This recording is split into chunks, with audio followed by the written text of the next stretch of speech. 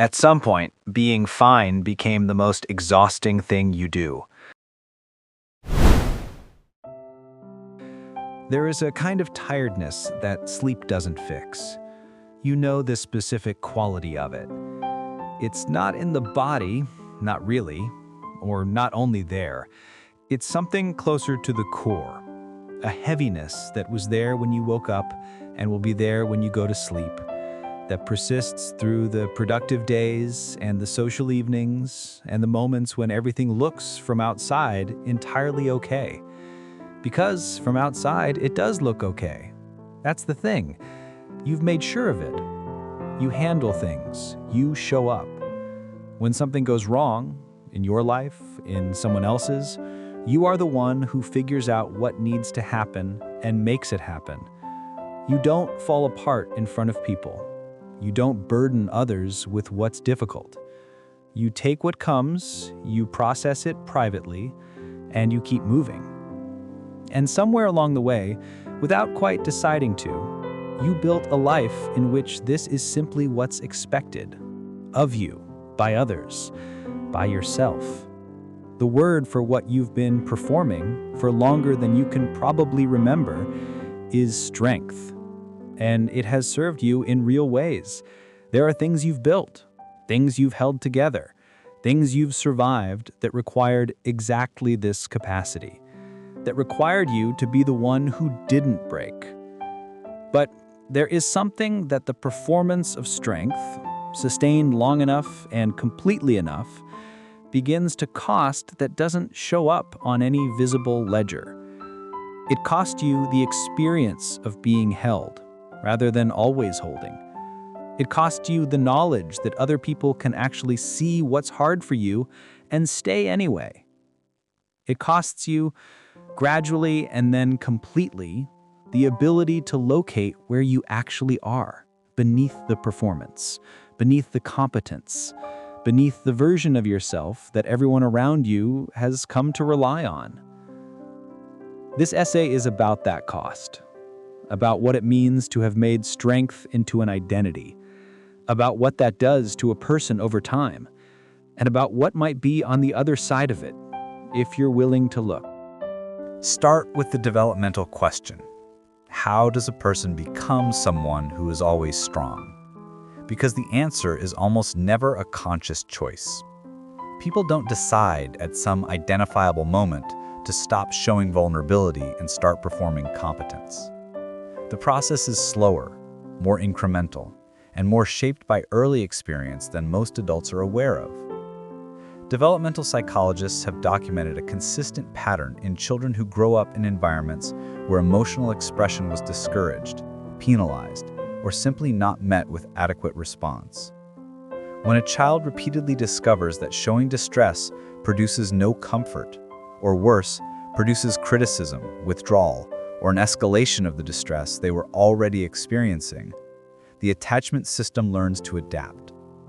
The child begins to suppress the visible signs of need. They become, in the clinical language, avoidantly attached, self-sufficient in appearance, emotionally contained, highly functional on the surface, and increasingly disconnected from their own emotional interior. This is not a pathology. It is an intelligent adaptation to a specific relational environment. If showing need doesn't produce comfort and may produce additional pain, then the optimal strategy is to not show need. The child who learns this lesson is not broken. They are solving the problem their environment presented. But the solution has a cost that doesn't become fully apparent until adulthood. The emotional suppression that was adaptive in childhood becomes, in adult relationships and adult contexts, a constraint. The person who learned that strength is safe and vulnerability is dangerous carries that learning into every subsequent relationship, into friendships, partnerships, professional environments, long after the original conditions that taught it have ceased to apply. The performance of strength is not a mask consciously worn. It is, for many people, genuinely how they experience themselves. It has been practiced so long and so thoroughly that it has become identity. And identity is harder to revise than behavior because revising it requires something that feels, at a deep level, like a kind of self-erasure. There is a specific psychological construct that maps onto what many people who are always strong are actually doing, and it comes from the attachment research of Mary Main and the later work of researchers like James Gross. It is called emotional suppression, distinct from emotional regulation, in a way that matters enormously. Emotional regulation is the capacity to experience an emotion, process it, and modulate the behavioral response to it. It is a sophisticated skill associated with psychological health, relational quality, and the kind of equanimity that allows a person to function well under pressure without being destabilized. Emotional suppression is something different. It is the inhibition of the emotional experience itself, or more precisely, the inhibition of the outward expression of the emotional experience in a way that over time begins to interrupt the internal processing of the emotion as well. The emotion still occurs at a physiological level. The cortisol still rises. The nervous system still responds, but the signal is blocked before it reaches conscious awareness in a useful form, and the behavioral expression of it is prevented. James Gross's research on this distinction produced a finding that is worth sitting with. People who habitually suppress emotional expression, compared to people who habitually regulate it, show higher physiological stress responses during emotionally challenging situations, elevated heart rate, higher cortisol, even when their outward behavior shows no sign of distress. The suppression reduces the visible signal, it does not reduce the underlying activation. The person who is always strong is not, in most cases, someone who genuinely experiences less stress, less fear, less grief, less need. They're someone whose internal experience is substantially decoupled from their external presentation. The interior weather continues, the external surface remains calm, and the gap between the two is maintained by a continuous expenditure of cognitive and emotional energy that most people around them never see, and that the person themselves may barely acknowledge. That expenditure is the exhaustion, not the demands of their life necessarily, but the constant invisible labor of managing the gap between what is happening inside and what is permitted to appear outside. The sociologist Arlie Hochschild introduced the concept of emotional labor in her 1983 book, The Managed Heart, studying flight attendants who were required to maintain warmth and positivity regardless of their actual emotional state. Her insight was that managing one's emotional expression for an audience, producing feelings you don't have, or suppressing feelings you do, is genuine labor. It depletes real cognitive and emotional resources. It is work in the functional sense, even though it produces no visible output and receives no formal compensation. Hochschild's original framework was primarily about professional contexts, but the concept extends naturally and powerfully to the personal. The person who is always strong is performing emotional labor continuously, not for an employer, but for the relational environment they've constructed or inherited, producing the appearance of composure for a partner who relies on their stability, producing the appearance of capability for a family that has cast them in the role of the one who handles things, producing the appearance of being fine for friends who have come to expect it, producing the appearance of strength for themselves, because the alternative, confronting what's actually there, feels more threatening than the labor of concealment. This labor is invisible in the precise sense that Hochschild identified. It doesn't look like work. It looks like just being a certain kind of person. And the person doing it often doesn't experience it as work either. It's simply how they function, which is exactly what makes it so insidious and so exhausting in a way that's difficult to name or explain. You can't say you're tired from something that doesn't appear to be happening. There is a phenomenon in clinical psychology called alexithymia, a term derived from Greek meaning roughly no words for feelings. It describes a difficulty in identifying and describing one's own emotional states, often accompanied by a tendency to focus on external events rather than internal experience, and a limited capacity for introspection about emotional life. Alexithymia exists on a spectrum and is not a diagnosis in itself, but it is associated with a range of psychological and physical health outcomes, and is found at higher rates among people with certain attachment histories. Specifically, histories in which emotional expression was discouraged or went unmet. The reason I raise it here is not to pathologize the person who was always strong, but to point towards something that their way of being in the world can gradually produce. The suppression of emotional expression, sustained over years and decades, doesn't just hide the emotional interior from others, it can obscure it from the self. The person who has spent long enough not feeling their feelings, or more precisely, not attending to them, not giving them language, not allowing them to reach consciousness in a useful form, can eventually find that the interior has gone quiet in a way that is less like peace and more like disconnection. This is the deeper exhaustion, not just the labor of managing the gap between inside and outside, but the gradual loss of access to the inside itself. The experience of not quite knowing what you feel, or whether you feel, or what you would even be feeling if you were allowed to feel it.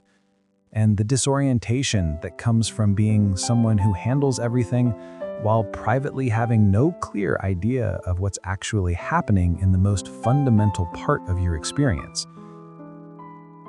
There is a gendered dimension to this that deserves direct examination, because the cultural expectation of always being strong does not fall evenly. For men, strength as identity is not simply a psychological pattern, it is a cultural mandate with long historical roots and ongoing social enforcement. The injunction not to show weakness, not to express need, not to be visibly affected by difficulty, the cluster of expectations sometimes summarized as traditional masculinity is embedded in social structures, reinforced from childhood, and carries genuine social penalties for violation. Men who show vulnerability in many contexts are perceived as less competent, less reliable, less worthy of the social regard that has historically accrued to men who project strength. The research on men's mental health reflects this.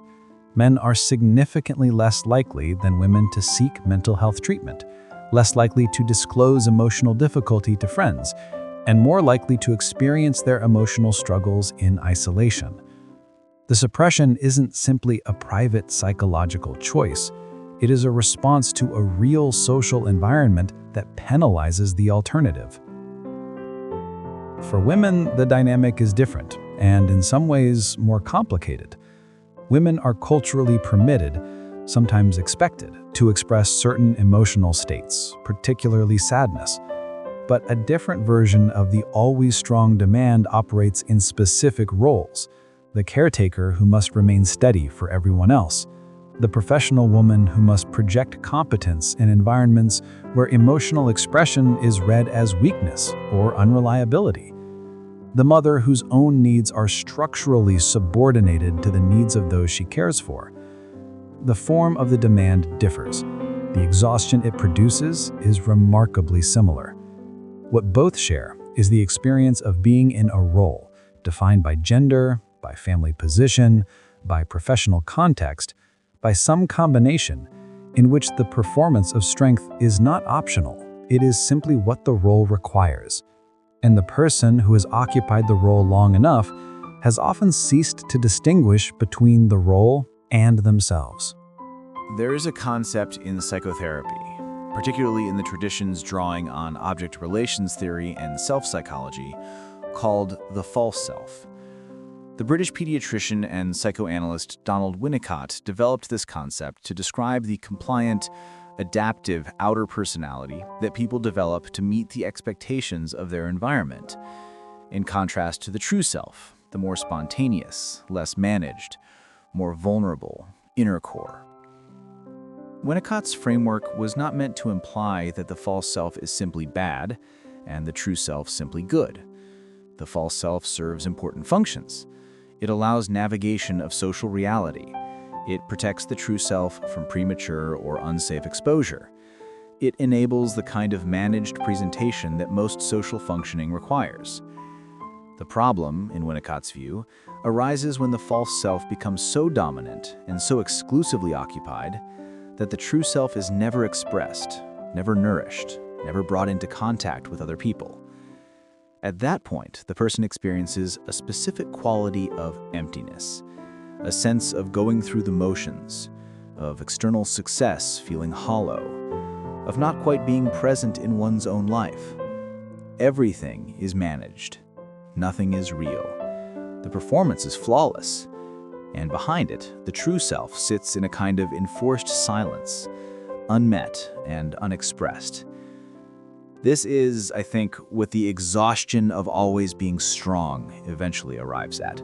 Not just tiredness, but a growing estrangement from the interior life that the performance was supposed to be protecting.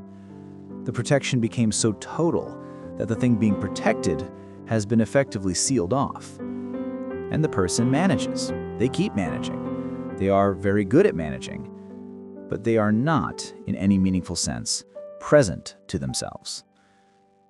Now consider what happens in relationships when one person is permanently cast in the role of the strong one.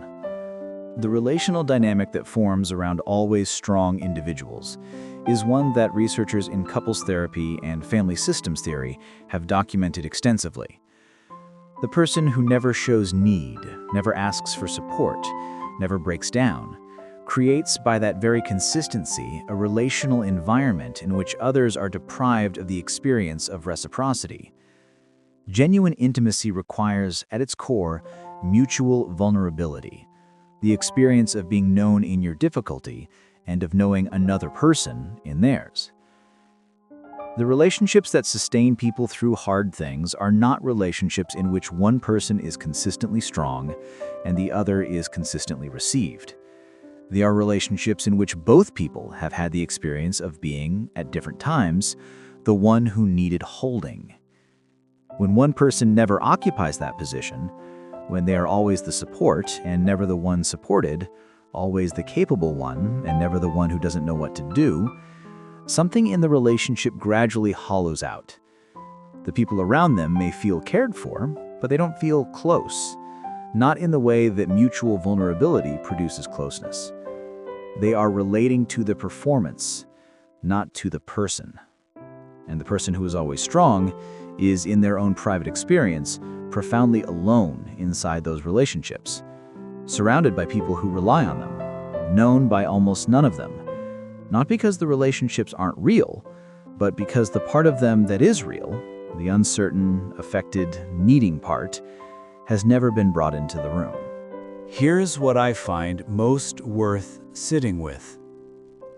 The decision to always be strong.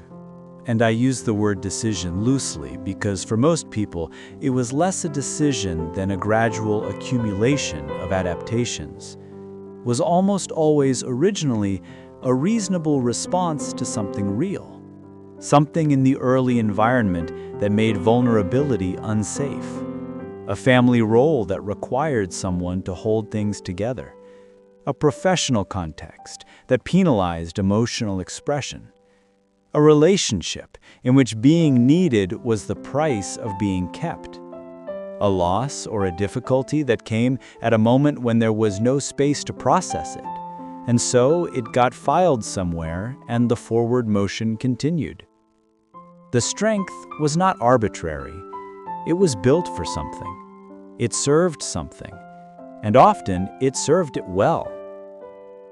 The question that the exhaustion eventually raises, and this is the question worth sitting with, is whether the structure that was built to handle one environment is still the right structure for the current one.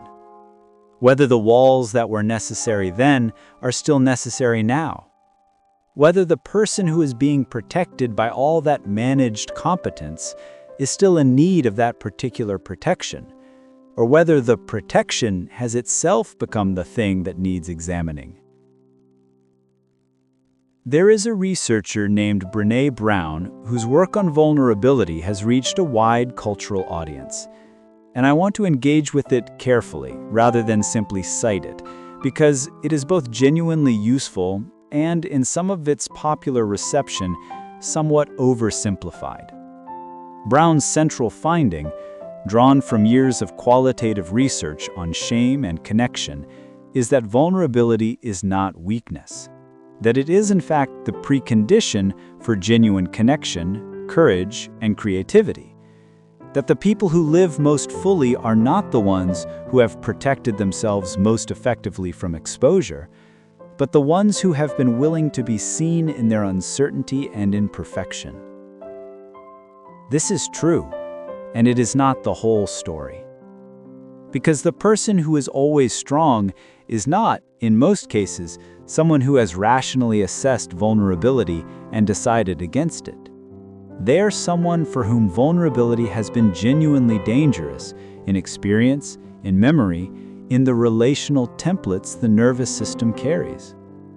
Telling them that vulnerability is actually strength doesn't address the threat assessment system that categorizes it as risk. It adds a new piece of information to a system whose fundamental settings were established before the age of reason. What actually changes the relationship with vulnerability is not a reframing, but a different kind of experience. The experience of being vulnerable and having it go differently than expected, of showing the uncertain, unmanaged part and having someone stay, of being not okay in front of another person and finding that the relationship survived it and maybe deepened. That experience doesn't come from deciding to be vulnerable. It comes from finding or building the conditions in which vulnerability is actually safe, which is a much harder and more specific task than any general advice about openness can address. Here is an observation that I think is under-acknowledged in almost every conversation about this. The exhaustion of always being strong is not just a private psychological experience. It is a relational signal. When a person is chronically exhausted by the performance of strength, when the gap between inside and outside has grown wide enough to produce the specific, hollow tiredness that is this essay's subject, that exhaustion is information. Not about their inadequacy, not about their failure to manage better, but about a genuine mismatch between the relational environment they are living in and the relational needs that the organism actually has. The exhaustion is the body's way of saying, the current arrangement is not sustainable. The current arrangement is costing more than it is generating. Something needs to change. The difficult thing about this signal is that acting on it, changing the arrangement, creating space for the less managed self, allowing the vulnerability that the performance has been suppressing, feels from inside the structure like collapse, like becoming the thing you've spent years making sure you weren't, like failing the people who rely on your strength by suddenly not being what they expect. But what actually tends to happen in the therapeutic literature, in honest accounts from people who have navigated this, is not collapse. It is eventually relief, the specific relief of being known rather than just relied upon, of bringing the actual interior into the room and finding that the room can hold it. Not always, not immediately, not without the discomfort of renegotiating relationships that were built on different terms, but often enough that it is worth naming as a real possibility rather than the catastrophe the always strong person's threat assessment system insists it would be. The exhaustion of always being strong is, at its most fundamental, the exhaustion of a self divided against itself, of a person who experiences things and then immediately manages what was experienced rather than meeting it, of an interior life that has been kept in a waiting room for years behind a door that is always about to be opened and never quite is. The people who live this way are not, in most cases, people who don't want connection or depth or the particular quality of rest that comes from being truly seen. They want those things. They often want them with a particular intensity precisely because the structure they've built keeps those things so far away.